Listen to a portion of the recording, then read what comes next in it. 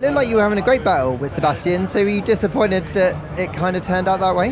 Yeah, it's a tricky one. You know, it most probably looks like I was at fault, but honestly, it is hard for us. You know, with Lando and with Seb, it's one of them things. I'm in front going into the corner, and they try to outbrake us and go around the outside, which is fine. They're entitled to do that.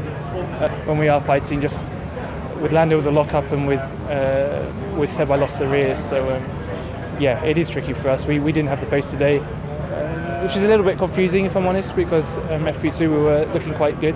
So yeah, we'll need to do our homework tonight and try and fight back tomorrow. How are you feeling about tomorrow, given that confusion across this weekend?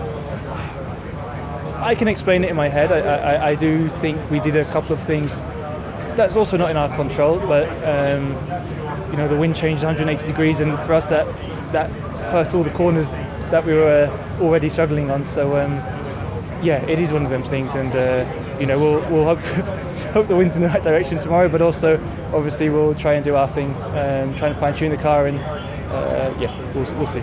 George, we barely saw you on the world feed today. It looked like you had quite a lonely race out there. Oh, you missed a lot. You missed a lot. No, nothing happened whatsoever. I spent most of my race watching Lewis battling with the Haas and Alex and Seb, and yeah, that was about it. But pace in which Red Bull and Ferrari were able to pull away from you at the start? Yes, to be honest. We had a difficult practice. We actually forecasted to be about half a second off, but we kind of thought in the back of our minds that we'll be able to be closer than that, and as it turned out, that was correct. So yeah, work to do for tomorrow. Tell me about today. Just tell me about your race. It was, look, we went forwards. So that was certainly, there's a reason to smile.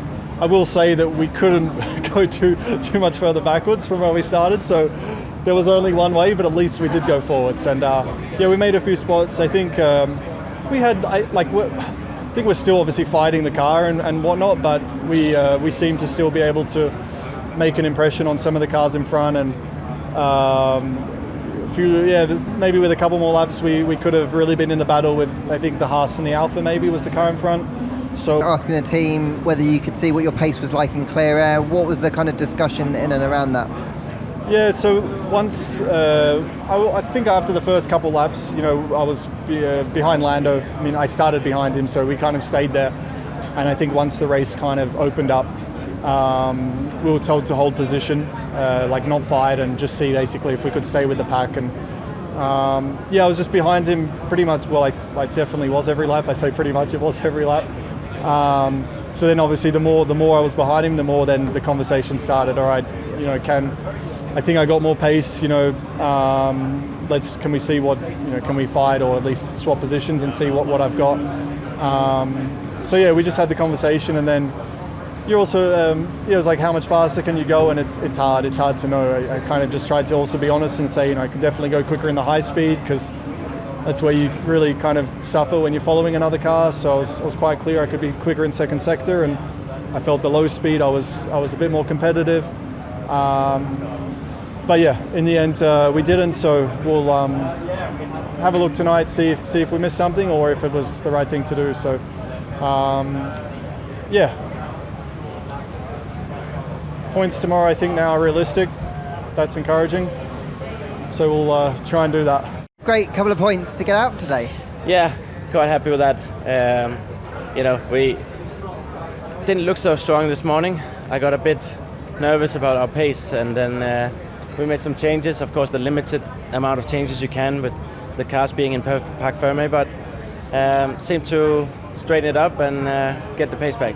I think for a long time you and Mick looked like you were working together, staying in the DRS train, kind of trying to hold off Lewis behind. That looked like good teamwork, but then equally Mick was just saying that he was disappointed he couldn't get past you or wasn't allowed to pass you. Do you know much about that? Yeah, I think Mick could have held Lewis. It looked like it was pretty consistently impossible for Lewis to get past him when he had DRS, but then he lost DRS at the end and then got past because of that. And